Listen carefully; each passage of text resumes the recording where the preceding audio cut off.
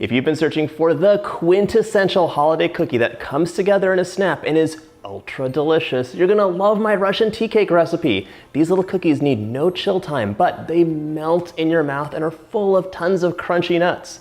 Hey, you're watching Preppy Kitchen, where I, John Cannell, teach you how to make delicious homemade dishes to share with your family and friends. These Russian tea cakes will be ready before you know it, so let's get started. First off, toast those nuts. I don't care if you're using pecans, walnuts, whatever your favorite is. You want it to be nice and toasty to bring out a depth of flavor. Otherwise, your cookies are not going to be as delicious as possible. Mine are just about ready, so let's pull them out and give them a fine chop. Once you've toasted the nuts, they really bring wonderful flavor, but even the texture is different. And you may be wondering, what's the deal with these cookies? Are they Russian tea cakes? Yes, they are, but depending on where you're watching from, you might think, that looks like a cookie that I know well. So if you want to let me know in the comments what your regional variation of this cookie is, I'm going to be delighted. I'm all done. Now it's time to just measure out about 3/4 of a cup. You don't have to be super exact. There we go. This has like a little measuring line on the inside. So that's more or less 3/4 of a cup. This I can save for later. Get that stand mixer out, dust it off. It's time to make our super easy batter. So into our stand mixer that I will fit with the paddle attachment, I'm adding 226 grams or 1 full cup of unsalted butter right into the bowl of my stand mixer. We're going to cream this up and then add the rest of the ingredients in. But before that, we have to plug in it. Very important.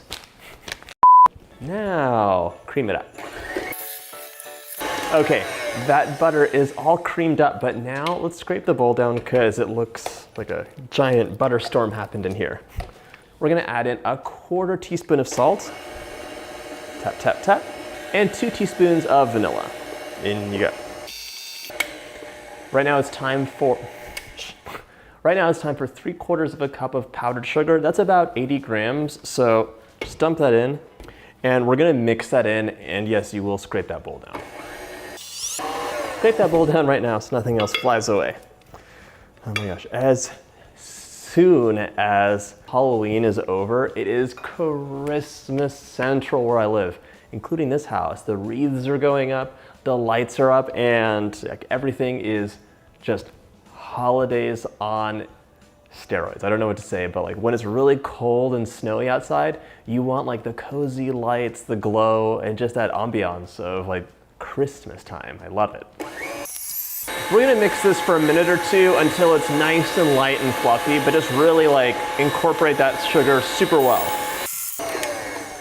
Just to show you, you have this light, fluffy, delicious, but don't eat it yet, mixture of sugar, butter, and vanilla. It is amazing. Let's dump in our walnuts, mix that up, and now it's time for the very last ingredient, which is the flour. I'm using 2.5 cups or 300 grams of all-purpose flour for this recipe. And I'm gonna give it a head start with the mixing. So just kind of fold it in to begin with, and it'll make everything so much easier. Less flour explosions, which is our goal. This reminds me of making these with my mom because we would make these every Christmas, and makes me think of her. We're gonna mix this until it just comes together. So right now, it came together. It's ready. Let's make these cookies. Did I mention there's no chill time? How amazing is that? Get your baking sheets out and some parchment paper or a Silpat. I'm using parchment paper today. And then you're just gonna roll these out into balls that are about 1.5 inches in diameter with your clean hands. So just roll those balls out and just place them about like 2 inches apart. They want some room to breathe, even though they're not gonna spread out much. This batch is ready to go into the oven at 375 for 10 to 12 minutes until very lightly golden. And we will be making all these cookies, so this is 2 full trays that you'll be baking up. These cookies just came out of the oven, and while they're cooling, we're going to roll them in powdered sugar. So be careful because they're still setting up, they're still a bit delicate, but they need to be warm to really accept that powdered sugar. It's gonna be a bit of a snowy mess, but that's how it should be. And yes, you can definitely use your fingers. This brings back some major memories from when I was a child. This part always fascinated me. Okay, last cookie of this batch. And right before serving them, you're gonna wanna dust them one more time. And let me tell you why. These are releasing a good amount of moisture. And as they do that, the powdered sugar will almost disappear. If you like this recipe, check out my holiday cookie playlist. All of my favorite holiday cookies in one playlist for you. Now it's time for a bite. That melts in your mouth with just the most intoxicating combination of vanilla, walnuts, and that powdered sugar. It is to die for. I really hope you get a chance to make this recipe.